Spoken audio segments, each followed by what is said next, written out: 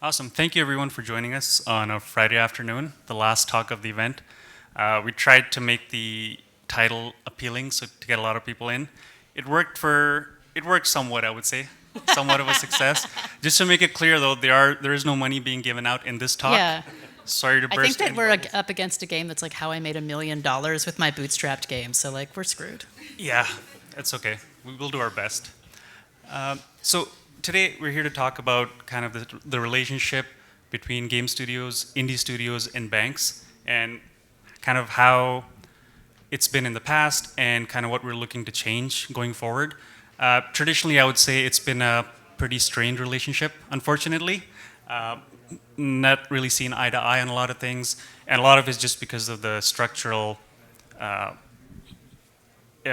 the way the banks are structured, the banking system, it doesn't really allow for easy lending to industries like this. So I have with me today, I have a indie studio head and a banker. I'll let you guys guess who the banker is. It's me, everyone. It's me. So my name is Mudassir. I work at Insert Coin. We're a firm that offers tax and financial strategy for companies. So we work with indie studios across Canada to help them with their financial tax credits, accounting. So we do have some insight into their financial position, and we've kind of seen them or spoken to them and kind of got an idea of how they work with the banks and how their relationship has been. And I'll be moderating, but I'll let Miriam and Matthew introduce themselves. Sure. So I'm Miriam Verberg. I am an indie studio owner. We have run Bloom Digital for 10 years. We are not funded, and so the money we've raised is largely bootstrapped or from the Canadian government in the form of grants or through loans and other financing that is available through banks and through the BDC. I do not have a background in business, nor do I have a background in economics. I went to art school and then I went to media studies. So a lot of what I know about the current financial situation is based on my experience and based on teaching myself the basics of accounting through trial and error, which I wouldn't recommend to anyone. Don't learn accounting with your own money. Thanks, guys. Hi, I'm Matthew Persram with National Bank. I'm a director in the creative industries team. I spent about 10, 11 years in corporate finance and recently pivoted into our creative industries division focused on TV, film, and our new mandate is game development. So really excited to spend more time listening, I think, of what the experiences have been like for game studios, and also really trying to communicate how we're coming to the table with some ideas, and we genuinely do want to help out. So Awesome. So we have the bank's ear. So hopefully in the Q&A there's some opinions being shared, maybe? Sure. Okay, so kind of to recap the story so far, traditionally when indie studios look for financing, banks are not at the top of that list or usually anywhere on that list. They have usually self-funded, you get grants maybe or something like CMF to invest or publisher funding. So banks, companies that or studios that go and do try to work with banks or get funding typically haven't had a lot of success. So I guess to start off, Miriam, if you want to talk about kind of your experiences, if you've approached a bank for loans or financing, and kind of the hurdles that you faced. Sure. I mean, Matthew knows all this, unfortunately, so he's going to hear it again. But, I mean, fundamentally, what's at issue, I think. How many people here are familiar with banking and banking, like have worked with banks before I start talking? Okay, how many people here are like, I'm very curious about why you would use a bank to fund your game, or how you would do it? Not you, Ritesh. Okay. So bootstrapping is a word that gets thrown around with games a lot, right? The idea is you want to make a game and you need to make some money to make that game because you're not the only person who can do it. And also publishing. So a lot of the time when you have a game idea, you want to go to a publisher and get them to pay you money to make your game. Sometimes when you're like me, you have a game that no publisher would ever touch. So there's a couple of reasons for that, right? The game might be very niche. The game might have a chance of selling, but it's not a proved concept. The game might be in a media or in a format that doesn't attract publishers. So the reason you're going to go to a bank is because you know, either through experience or because you're a fool, that you want this money anyway, and you think you're going to make it back. So typically, in a situation like that, a business will go to a bank and go, hey, I'm going to start this business. You can do anything. It doesn't have to be a game. You can be like, I'm going to sell washers. I'm going to have a dog walking service. And the bank can and has the choice to finance you. My experience working with banks after a 10-year run, and I didn't start approaching banks for financing until we had a game in market, is that they will not fund a business with a strong track record in game production. I assume then, because I never went to banks when I was new, they will also not fund a game company with no track record. One of those positions is defensible. Like, I don't think if you've never made a game before and you have no experience working in games and you have no background in game production and you walked into a bank and said, please give me $100,000 to make my first prototype, a bank should say, absolutely not. Like, enjoy your life. On the other hand, if you've made 2 or 3 games, they are in the market, they are in the stores, they are selling, and you go, hey, can you finance my prototype, please, for $100,000? The bank should go, yeah, without demanding to know when that money is going to come back in. Because I think that's what's missing from the conversation, is that in a prototype situation, it is very hard for a game company to know when the money's going to come back in. You have to kind of assume it will come back in because I've made 3 other games. It can't be on the basis of, well, if I make this prototype, I'm going to go get $100,000 from X for the prototype. A prototype itself is not a commercial entity. It is an idea leading to a commercial entity, and that is what banks will not fund. But what that does is it makes it really hard for game companies in Canada to get off the ground, because then what they're doing, and I see Shelley from the CMF here, they're leaning on a whole bunch of programs that are just developed to bridge that gap, to create the prototypes. But there is never enough money for the amount of prototypes that are out there. So that leaves us in a position where, number one, we're leaving it to para-government organizations to decide which business entities get funding to make a commercial product, which is weird. And then we're also leaving banks out of the mix in terms of building wealth in the country. They don't get a say on what games get made. And that means we're also going to all sorts of other places to get that money. And it just means the strategy is kind of all over the place. That is my pitch. How did it sound? Way better than when I told you on the phone, right? Yeah. No, on the phone, I was basically just yelling. Well, I'm glad you got that off and in the public. So I guess logically the next step would be, Matthew, what's your kind of take? I mean, what's your perspective on this? Working at a bank, you obviously, the traditional lending model, if you want to call it that, right? Why does that not work for indie studios? What is it about this industry that makes it so hard?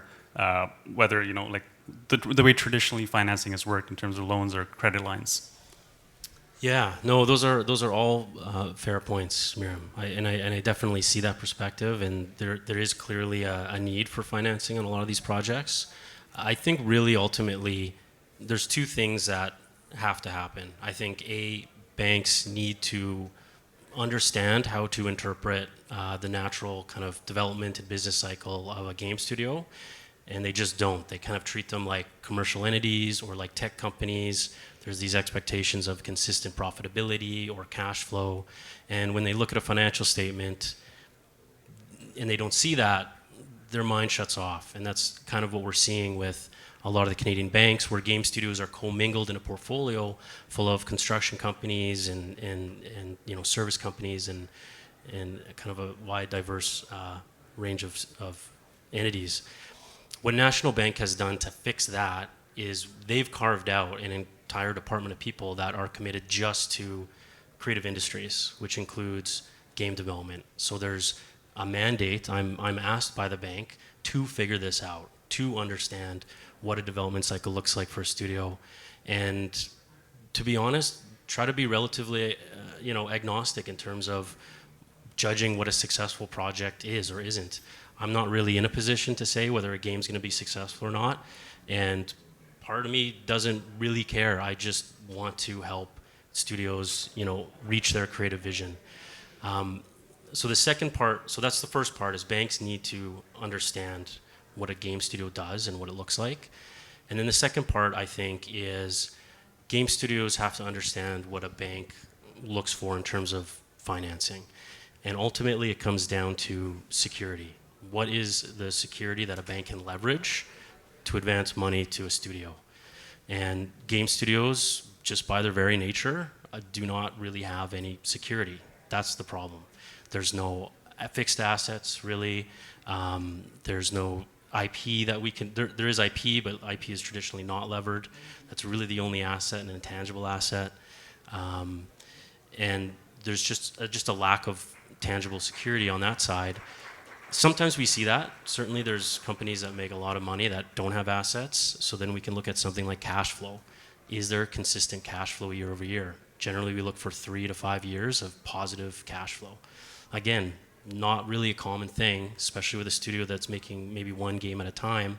They might have a few good years on release, but then they go into the development cycle, which is just costs. It's just losses.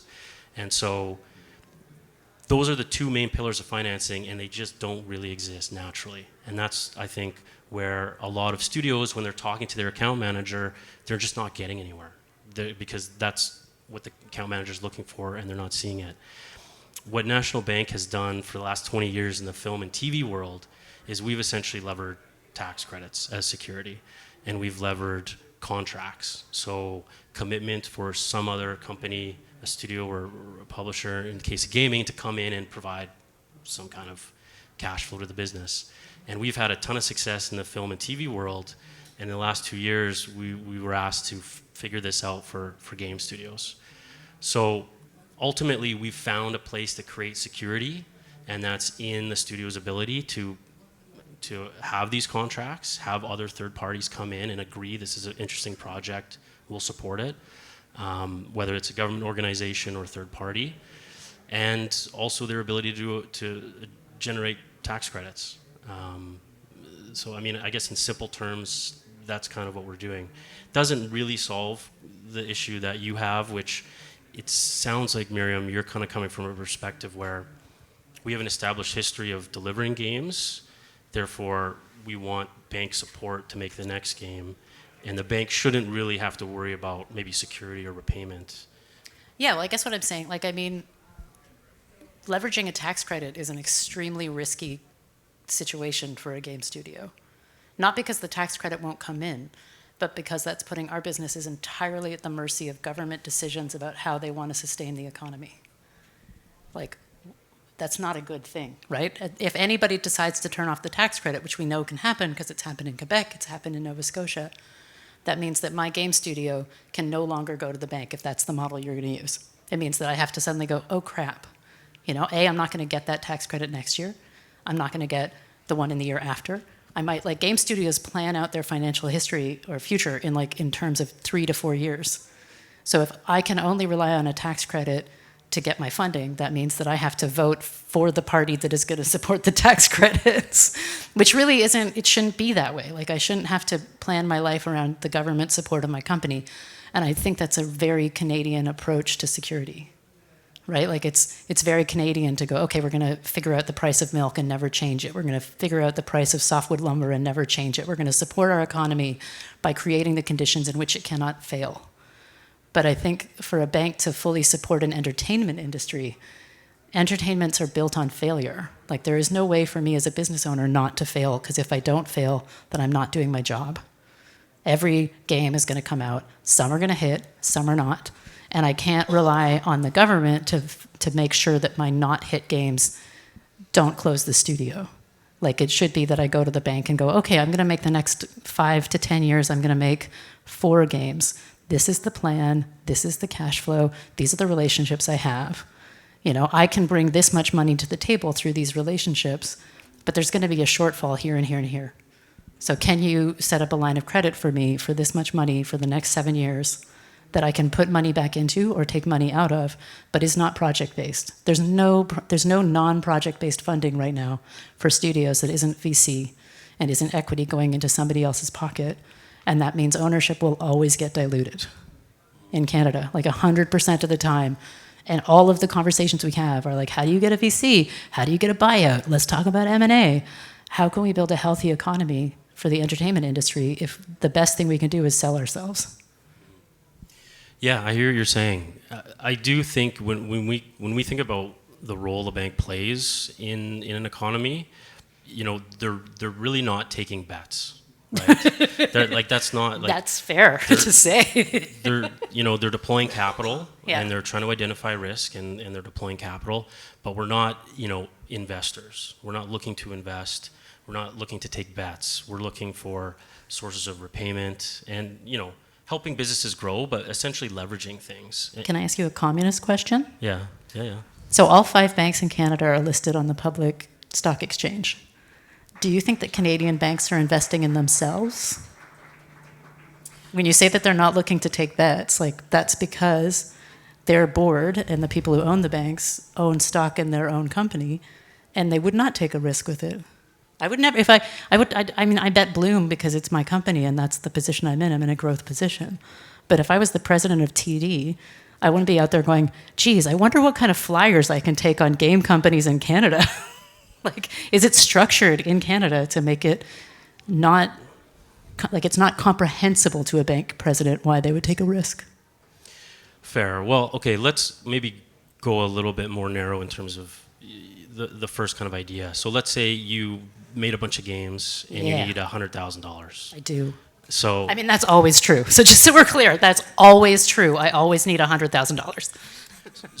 fair. So what if halfway through the development, or not maybe you, but just a developer, I don't know, has a change of heart and they want to move to Southeast Asia? Oh, yeah. And Which they're- they often do also, right? And I just had a conversation with my 3rd or 4th cousin about wanting to move to Japan. Both of them. Yeah, which I mean, it's a great, beautiful country. The question though is like, how does the bank get repaid on the $100,000 loan? Well, I mean, what is risk? What is risk for a bank?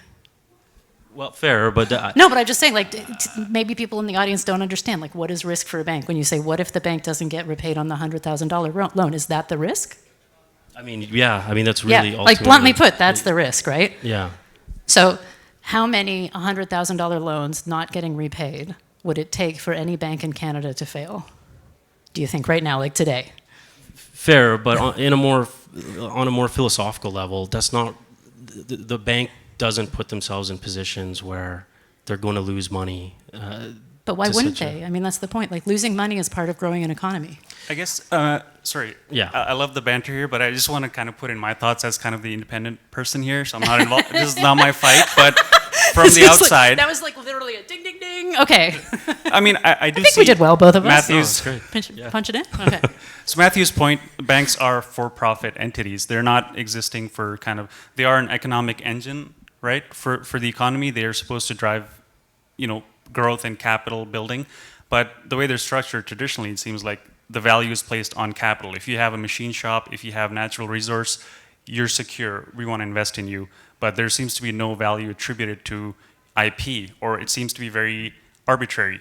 So if a tech company or a film and TV, for example, tends to enjoy a much different risk evaluation from the bank than, say, a game studio would, right? And it seems kind of unfairly targeting game studios. Like Miriam said, if a studio has released 10 games and all 10 of them have made hundreds of thousands, whatever your threshold is, and if they need funding for an 11th game, that there seems to be no consideration for that from the banks.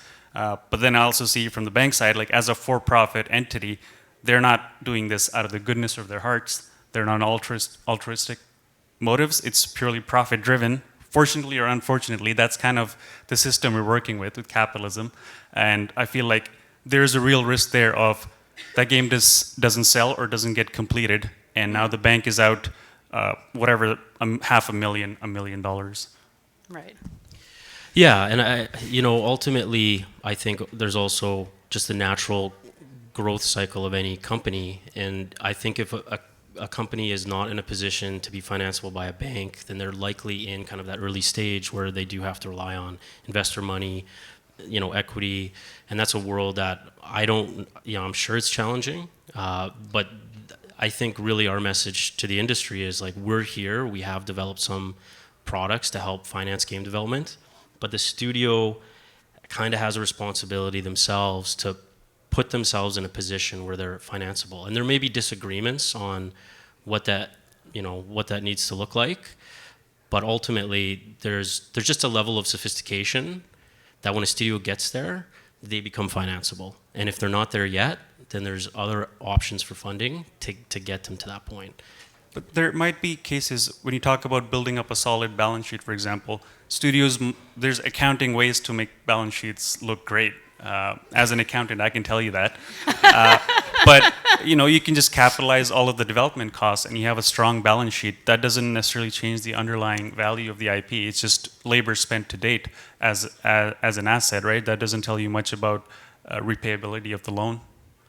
So I feel like there's still some gaps in kind of recognizing the value that game studios have and being able to finance based on that. I get tax credits are kind of secure in that the government is paying the cash for those credits, but it does imply that the company has been paying out of pocket to date in order to be able to claim those tax credits.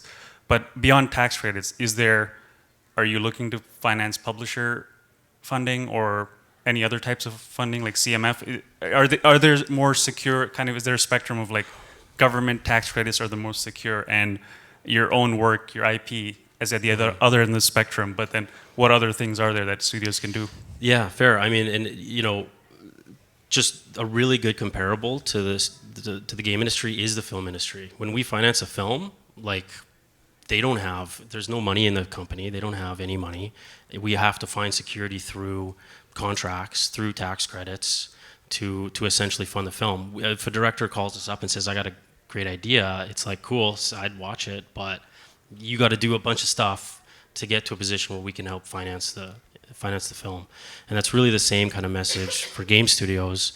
And in terms of contracts, so in the film world, if Universal says to a producer, great, this movie sounds good, we'll give you $10 million once you deliver the film, then they call us up and say, Universal's going to give us 10 mil. We read the contract, we say, looks good, we'll give you the 10 mil now, and you can use that to make the film, and then the Universal money pays us back. Right, but I mean, there's no real comparison between the film industry and the games industry. Like, let's just say that right off the bat. Right. Like, in terms of business structures, in the way they're financed, in the way that money trickles through the industry, the film industry and the TV industry are decades older than the games industry. They were based on physical media. The games industry is not anymore so much. They have huge networks of distribution. They have points taken off. There's so many ways in which the film industry is structured to take giant tranches of money and make it disappear into the ether. Like, I'm just being blunt, right? Like to be like, oh, I used my uncle's shed for a filming location. I took $200,000 for that. You'll never see a dime of that again. And because of that history of embezzlement and crime, film companies are designed to be shut down as soon as the film is done, right? Like that's the history of film financing. That's the why of why it's structured the way it is. Game financing comes out of a much different tradition and history, which is more based around software.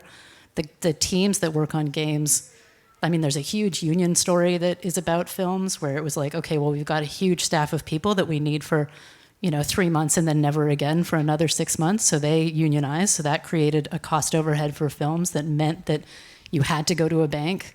The history of games is the history of people going, hey, let's get together in a basement and use all of our time and attention to create something that then could make us $40 million.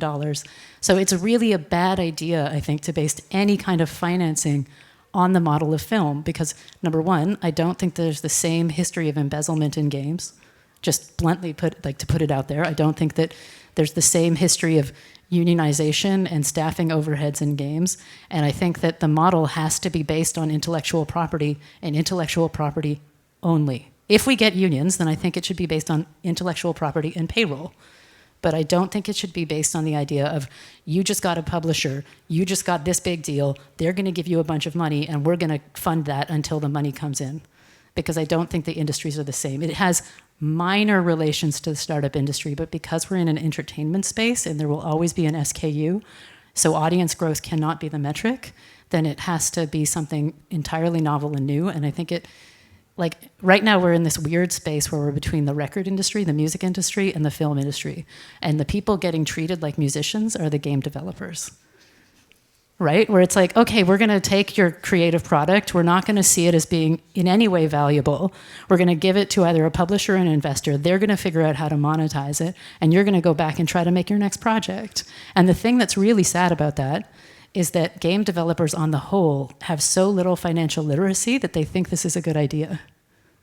And it pains me because I think Canada is in a really good place because we have such a solid banking infrastructure to go, how can we create a system where people making IP, where people making creative IP that is not appropriate for startup funding can still make really viable, really sustainable businesses and not have to rely on outside funding, rely on like kind of very exploitive publisher contracts to take the money out of this country and away from the economy that it is meant to grow.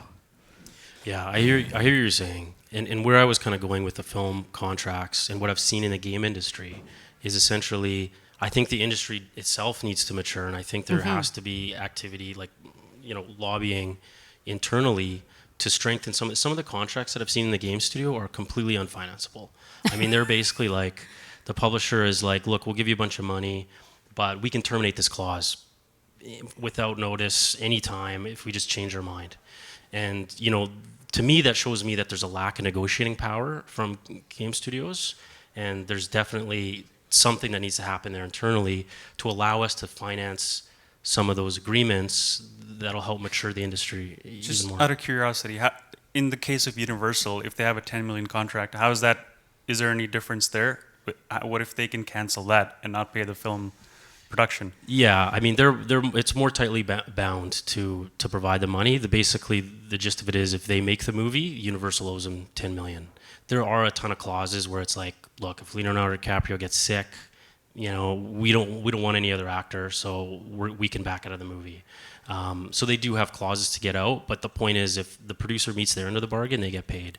What I've seen in the game industry, it's the game studio can do on a good faith basis, do everything right, and the publisher can still pull out, and that makes it just untouchable from a bank point of view. So they have this payment schedule of cash flow that they need to develop, and they could use that up front, but a bank won't touch it because it's just a one-sided contract. So I agree, Miriam. I think there's work that needs to be done in the industry. I guess my overall point is I'm hesitant to say it's the bank's kind of, there's a responsibility of the bank to But if not the bank, who? Like we give you our money to hold on to it. Like ultimately a bank is a storehouse for Canadians' money. That's what it is, right? Like it's not, I was going to ask you, like, is the profit motive the motive of a bank? Because ultimately the bank is a trusted institution. We Canadians give you our money to hold. We could keep it in a sock. My dad is very much into socks under his bed. Like, but we trust that you do better things with it. But right now, from the research I'm doing, it seems like the better thing the bank, and this is not to you, like this is just, it seems that like the better thing Canadian banks want to do with their money is keep it, raise their profitability so that their stock goes up. And I think that hurts the Canadian economy. Like I understand the need to have security, but on the whole, it is our money that the bank is playing with when they say they need to have security. So I'm like, why do you take our money, hang on to it, and then not give it back to, I trust the bank to take the most judicious steps to grow the Canadian economy, but I don't think that's hanging on to the money, quite bluntly. Like, we do not grow fast enough as a country. No, fair point. I know we're running a little bit out of time here, but just what I do want to really highlight here is that I agree with what you're saying. I do think banks can do more. And National Bank, we are having those conversations. Like other banks just aren't, and that's not a sales pitch. That's just reality. I have a call every 2 weeks with our gaming committee out of Montreal where we talk to each other about what studios did you talk to, what contracts have you seen, and we collaborate internally to figure out how we can understand the industry and help out. It may not look the way that you're suggesting, Miriam, but I think the point is there's an effort, right? We are trying, we do care, and I want to figure this out too, so. Should we do like one question? I think we have a minute. Does anybody have a question? Yes. Here's a mic. So I'm curious, just because you've been using so many comparisons to TV, do you think it's maybe time for, terms of, in film and television, I think blanking on the name, but the terms of agreements are generally agreed upon through the media production, the Producers Association. Oh, I see. Ooh, interesting. And- So you and think, should there's- there be a Game Producers Association of Canada? Well, that's what I'm wondering. Is it? Are Can we I be the getting to a president? point? The power. Sorry. No, and it's just No, that's I who think deals that's with really the sm- unions, yeah. for instance. They negotiate the unions, but they also negotiate with the broadcasters for Yeah. terms of trade. That's what it's called. Sorry. I mean, I'm a member of Interactive Ontario, so there is an advocacy organization at the level of Ontario. There isn't, as far as I know, one for Canada. And I do think there's also a huge amount of conflation between games and other forms of interactive digital media, and I think that that might be a mistake. Because games have a very specific, they're highly profitable, they're highly exploitive of both people's time and attention and the people who work there. So they're not the same as like the very nice web series that is on YouTube in terms of their production. So yeah, I think setting up some sort of national body that is like you're in charge of getting money for games and you are a business owner would be a really smart thing to do. Do I have the time to start that? Probably no. But I love it. Somebody It's a should do it. great vibe. Yeah. Yeah, that's a great idea. And one other point I want to make too is sometimes I speak with game studios, and you guys know you're wearing a lot of hats, right? You're doing a lot of stuff with the business. And one thing I'm trying to communicate is it's okay to delegate out things to other professionals. So if you have a publisher agreement, just pay a lawyer to look at it. Like, don't sign it. Like, get some advice and make sure if there are some terms that you could strengthen on your end, like just spend the money, talk to somebody to do that. And those are little things I think that would go a long way in strengthening. Yeah. I do also think there's a problem right now, and I do not know how to solve it. So this is just a philosophical thing. But, IP is worth nothing until it's been sold. And the timeline from IP to sellable good in games can go anywhere from like 2 years. I would never give it under 2 years unless you're like a 21-year-old with a lot of passion and a lot of time. 2 years to 10, right? That's a long time. So it's kind of like property development a lot more than it is like anything else. And you've seen how, I think taking a model from how do Canadian banks deal with property development? Well, they make a lot of money. You buy a piece of land at the Rouge River, and 20 years later, you are sitting on $1 billion condo development, right? And that you got the land for $200,000. So, in the same way, IP is not valuable until it really is. And so banks are very good at seeing that when land is at question, but they are not good at seeing that when digital spaces are in question, but it's the exact same thing. And I know that it's going to be very hard for you to convince a bunch of people who have white hair and really enjoy going to the Muskokas to their 16-story cottage, but I please try. Awesome. I think we're almost done here for time. So thank you, everyone. I think it's good to have these kind of conversations because there's often viewpoints from opposing sides which don't get heard. So it's good to have a forum like this. It's good to know that we're working towards a solution where studios might have another form of funding, a way to get money.